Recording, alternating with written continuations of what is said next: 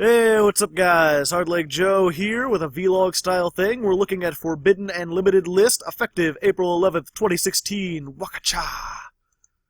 Of course, if you know me, you know I mostly play rogue and troll stuff, so the limited list doesn't mean too much for me. I said it last time, I'll say it again, the limited list is like a force of nature. Trying to make any speculation about it doesn't really, speculation about why it happened doesn't really make any sense to me. It's just, it's there, it happened, you just gotta deal with it. My main concern is making decks that don't show up on the limited list. Decks that have some staying power. Unfortunately, a couple of them did get hit by some stuff on here, but I'm just gonna go through everything. I'll just say what little I have to say about every card. So obviously, Plush Fire and Damage Juggler, those were on the adjusted ban list. Those were both forbidden. They're still forbidden. Good. I didn't like the rank 4 dot deck thing. Plush Fire I never really had much of a problem with, but to be fair, I don't really know what it does, because I never looked at the Perform Mages too seriously. Ptolemaeus, thank the Lord. Let's hope this stays forbidden forever. I never liked that thing. Chicken Game. This is one of the few interesting things in here. Chicken Game, I could see how it was a little cheap, but I felt like it was kind of fair. Like, it had a neat dynamic to it where you had to make choices that affected the game.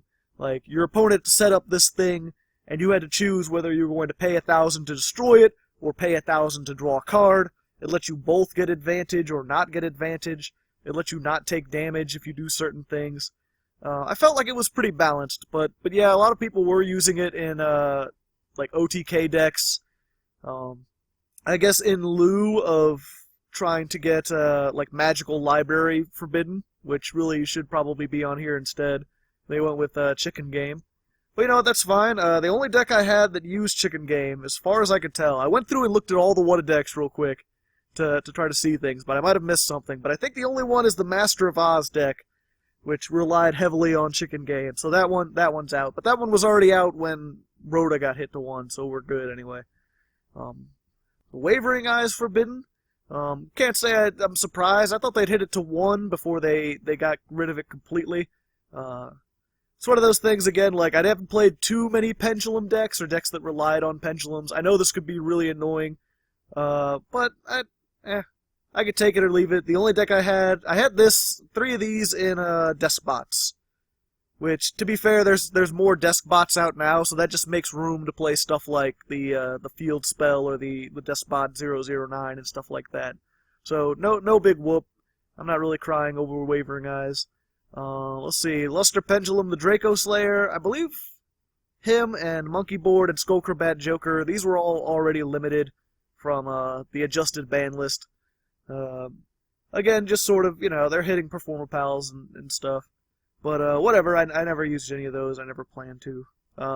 Wisdom Eye Magician, that's an interesting hit. I'd actually worked with some Magician decks. I tried to make a Pendulum Magician deck before, and it didn't work well enough for me to put it on the What deck. So to see anything on that get hit seems kind of weird. Maybe I was playing it wrong, but Wisdom Eye, not particularly the strongest card, not something I ever, like, hated coming up against, but whatever. It is what it is. If they're trying to take down Pendulums, I'm sure there's a lot of people who will be happy about that. Elder Entity Norden, not surprised. I'm surprised it took them this long to do it. I haven't used him yet. I was actually just starting to get on board with the fact that he may be around here forever, and then he gets hit to 1. But of course that comes with Thousand Eyes Restrict being off the forbidden list, now limited, which, if you're unsure of his effect, you can summon him with Instant Fusion just as well as you can summon Norden, and he can basically absorb 1 monster. And then you can't be destroyed by it. He has a little bit of effectiveness on him, but really, he's just like, if you need to get rid of one thing. So this makes Instant Fusion a lot more powerful, because now you have choices with your Instant Fusion. You can use it to pop something. You can use it for Norden. I'll probably still hang off Instant Fusion, because if anything gets hit next time, it'll probably be Instant Fusion. If they put that to 1, or even 2, like, that really changes everything with Norden and Thousand Eyes Restrict, because then you have to summon them the way they were intended to. So we'll see, next ban list, if that doesn't get hit, then I'll probably start adding more Instant Fusion stuff into my decks. But right now, I'm gonna hang off. Ignister Prominence, the Blasting Draco Slayer, good. I didn't like this guy. Kind of cheap. More effective against pendulums. If you're not playing pendulums, he's not as nasty, but he's still pretty nasty. Although limited, I mean, you could still have the one. So, it's just more of a boss. At least they won't have those decks that make like 3 of them in one turn, and that's just ridiculous. Draco face-off, more Draco. I didn't really know what that thing did. I think it let you search some Dracos, but I never ran into decks that used it all that much. Reasoning, I was really hoping for this. I don't like reasoning. It's too random. It can be used in too many decks. I know the Super Quantals use this. I know Cosmos used it. Obviously, Infernoids. People are going to be crying about Infernoids. But, you know, I made that whole Infernoid What a deck specifically that didn't use reasoning. So if you play Infernoids and you want a new deck build, you know where to look. I didn't like this card in general, so I'm glad it's at 1.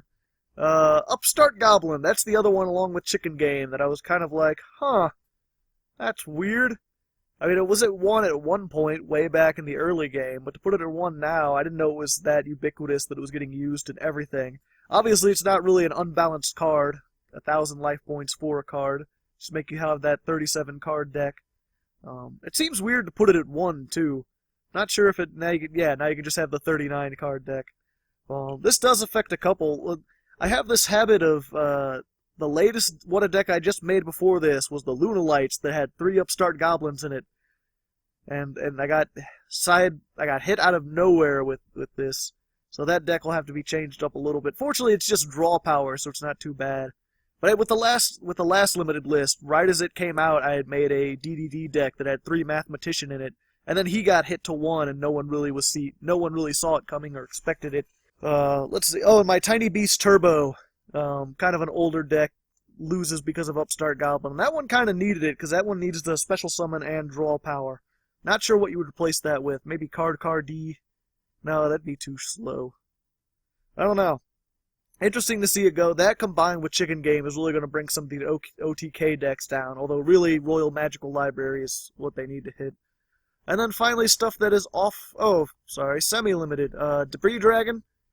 Whatever, man. You know.